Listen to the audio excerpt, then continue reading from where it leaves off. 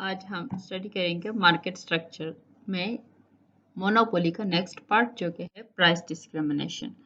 So what is price discrimination?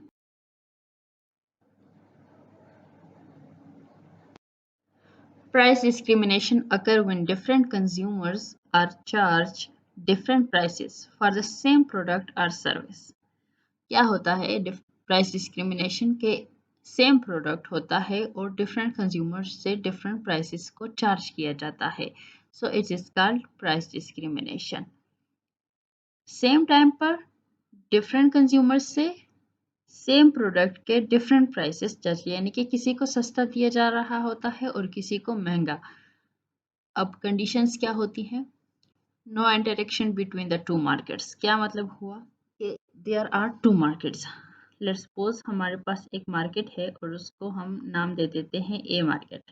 The second market is B. अब दो market हैं ए और बी। ए जो है वो चीज़ें जो है वो ज़्यादा प्राइसेस पर दे रहा है, जबकि बी मार्केट जो है वो कम प्राइसेस पर प्रोडक्ट्स को बेच रहा है। अब ए जो है वहाँ पर कौन लोग जाते हैं? जो ज़्यादा पैसे वाले हैं, और जो बी है वहाँ पर गरीब लोग जाते हैं जिनके पास पैसे कम हैं।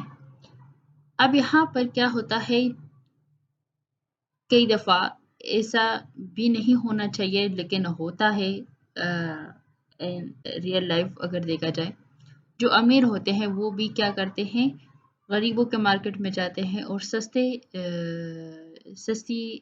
या कम प्राइसेस पर चीज़ों को ले रहे होते हैं। सो ऐसा भी नहीं होना चाहिए। तो तब प्राइस डिस्क्रिमिनेशन, यानी कि प्राइस डिस्क्रिमिनेशन के केस में क्या होना चाहिए कि जो अमीर है वो ज़्यादा प्राइसेस पर ले ले और जो गरीब है वो कम प्राइसेस पर ले ले, तो तब कंडीशन फुलफिल होगी। अब आ जाते हैं टाइप्स पर। टाइप्स ऑफ प्राइस डिस्क्रिमिनेशन कौन सी टाइप्स होती है? यानी कि एक होती है फर्स्ट डिग्री, सेकेंड डिग्री और third degree. There are 3 degrees of price discrimination. अब इनमें क्या होता है, कंपनी क्या चार्ज करती है, प्राइसेस कैसे चार्ज करती है। फर्स्ट डिग्री में हम देख लेते हैं तो मैक्सिमम विलिंगनेस टू पे, यानी कि कंज्यूमर जितना विलिंग है पे करने के लिए, जो मोनोपोलिस्ट है वो उससे वही चार्ज कर लेता है, वही प्राइस चार्ज कर लेता है। तो there is no consumer surplus in the first degree. Consumer surplus नहीं रहता क्योंकि जितना कंज्यूमर विलिंग था पे करने के लिए, मोनोपोलिस्ट ने क्या किया, वही प्राइस उससे चार्ज कर ली। सो जीरो कंज्यूमर सरप्लस, यानी कि नो कंज्यूमर सरप्लस। अब सेकेंड डिग्री पर हम चले जाते हैं। सेकेंड डिग्री में क्या होता है, based on the quantity used. अगर एक पर्सन है और वो क्या कर रहा है, जो भी वो प्रोडक्ट या कमोडिटीज ले रहा है, अगर वो बल्क में ले अपनी जो भी कमोडिटीज़ हैं, तो वो क्या करेगा, एक बल्क के लिए 1B, यानी कि वन बल्क जो वो ले रहा है वो 50 का ले रहा है। तो यहाँ पर एक 50 का ले रहा। अब वो सेकंड बल्क लेगा। सेकंड बल्क जब वो लेगा तो क्या करेगा, वो प्राइस जो है वो कम पे करेगा। अब जो से सेकेंड बल्क के लिए वो जो प्राइस पे करेगा वो 40 पे करेगा। अब उसको फ़ायदा हो रहा है, थोड़ा थोड़ा कंज्यूमर सरप्लस इसमें आ रहा है, क्योंकि एक तो वो बल्क में चीज़ें ले रहा है तो उसमें भी उसको फ़ायदा है। यानी कि अब सेकेंड के लिए वो क्या कर रहा है, कंज्यूमर जो वो 50 देने के लिए तैयार है, लेकिन उससे चार्ज कितना किया जाता है, 40 रुपीज़ चार्ज किए किए जाते हैं। तो 40 रुपये, क्योंकि वो सेम बल्क ले रहा है और ज़्यादा क्वांटिटी में ले रहा है, तो उसके पास क्या होगा, सेकेंड डिग्री में कंज्यूमर सरप्लस जो है वो थोड़ा सा रह जाता है। अब अगर हम थर्ड डिग्री की बात करें, थर्ड डिग्री में क्या होता है, based on the customer background. अब कस्टमर की बैकग्राउंड पर डिपेंड करता है, या थर्ड डिग्री की जो एग्जांपल है वो क्या होगी, उसमें डंपिंग आ जाता है। डंपिंग मीन्स जो डोमेस्टिक मार्केट होती है उसमें वो महंगे दामों चीज़ें बेच रहे होते हैं, जबकि अगर वही चीज़ें वो फॉरेन बेच रहे होते हैं तो वो थोड़ा कम प्राइसेस पर बेच रहे होते हैं। सो It depend on the based on the depend on the customer background या based on the customer background. इसमें क्या होता है कि if elasticity is low, elasticity of demand is low, price charge will be higher, or if the elasticity of demand is quite elastic, price charge will be lower. So price discrimination is possible in case of monopoly, possible to some extent in case of monopolistic, and not possible in case of perfect competition. So these are the price discrimination degrees. अब हम बात कर लेते हैं types of price discrimination, यानी कि एक होता है इंटर टेम्परल प्राइस डिस्क्रिमिनेशन होता है, और दूसरा होता है पीक लोड प्राइसिंग। अब ये दोनों क्या होते हैं ये देख लेते हैं। जो इंटर टेम्परल प्राइस डिस्क्रिमिनेशन होती है वो उसकी एग्जांपल हम ले लेते हैं। जो हमारे पास हम देखते हैं जो रियल लाइफ में भी होता है।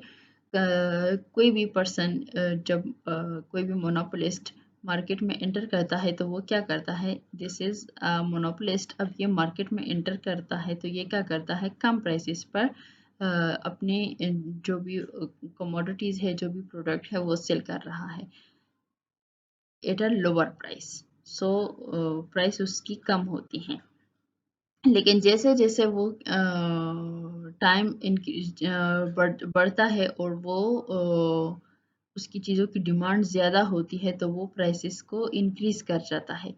सो वही चीज़ें वही होती हैं लेकिन प्राइसेस जो है वो इंक्रीज कर जाती हैं। सो this is the inter temporal price discrimination, separating customer with different demand function into different groups, which lead to charging different prices at the same at different points of time. अब peak load pricing क्या होती है? Peak load pricing क्या है कि charging higher prices at peak time. अब जो भी कमोडिटीज है उसकी जब टाइम पीक टाइम होता है, यानी कि ज़्यादा वो चीज़ यूज़ हो रही होती हैं, तो उसी टाइम पर वो प्राइसेस जो है वो उसकी हाई होती है। सो this is peak time high prices charge, यानी कि जिस टाइम डिमांड ज़्यादा हो उसी टाइम आप प्राइसेस भी ज़्यादा चार्ज करें। So this is peak load pricing. अब आ जाता है degrees of monopoly power. Degrees of monopoly power क्या होती है? Extend to which a monopoly control over इधर प्राइस और क्वांटिटीज के, या तो मोनोपोली का क्या होता है, प्राइसेस पर कंट्रोल होता है, क्वांटिटीज के ऊपर कंट्रोल होता है। So monopoly is equals to the reciprocal of 1 hour elasticity of demand। Learners का पॉइंट ऑफ व्यू क्या है कि लर्नर किस तरह मेजर करते हैं मोनोपोली पावर को, प्राइस माइनस मार्जिनल कॉस्ट और डिवाइडेड बाय पी, या हम ये भी कह सकते हैं नेक्स्ट, यानी कि प्राइस जो है वो माइनस और मार्जिनल कॉस्ट की जगह हम मार्जिनल रेवेन्यू भी लिख सकते हैं, marginal revenue or divided by price. So this is the next formula. Third है क्रॉस इलास्टिसिटी और ट्रेफन मेयर्स। इसका क्या है फार्मूला, यानी कि मोनोपोली पावर को किस तरह मेजर किया, ये कहते हैं कि मोनोपोली जो है वो इक्वल है 1 आवर क्रॉस इलास्टिसिटी के। जो मोनोपोली पावर का जो फार्मूला है वो 1 आवर क्रॉस इलास्टिसिटी इक्वल है। अब आ जाता है बेंज मेयर। बेंज मेयर क्या होता है? Higher the difference between price and average cost. जितना इनका डिफरेंस हायर होगा, higher will be the monopoly power. Next आ जाता है concentration ratio. It measure the extent to which the larger firm control the output. अब आ जाता है Gini coefficient. It is a measure of inequality in distribution and is measured with the help of Lorentz curve। Lawrence curve के through इसको major किया जा सकता है। जीनी कोएफिशिएंट जो है इन केस ऑफ मोनोपोली वो 1 रहता है, और इन केस ऑफ परफेक्ट कंपटीशन ये 0। अब इन केस ऑफ मोनोपोली 1 इसलिए है क्योंकि यहाँ पर हायर इनइक्वालिटी है। सो हम हायर इनइक्वालिटी यानी कि एच हायर और inequality in higher inequality. So जो जीनी कोएफिशिएंट है वो 1 रहता है, और जो in case of perfect competition तो यहाँ पर कोई इनइक्वालिटी नहीं होती, so it is equals to 0. So हम ये कह सकते हैं कि no inequality, there is no inequality, no, वहाँ पर हाई और यहाँ पर no inequality in case of perfect competition. So this is Bain's measure. और बेंज मेयर जो है उसका फार्मूला क्या है, वो किस तरह मेयर करते हैं मोनोपोली पावर को. सो वो मेयर करते हैं price minus long run average cost, long run average cost divided by price. This is the Benz mayor formula for monopoly power. So these are the important formulas for the to measure the monopoly power.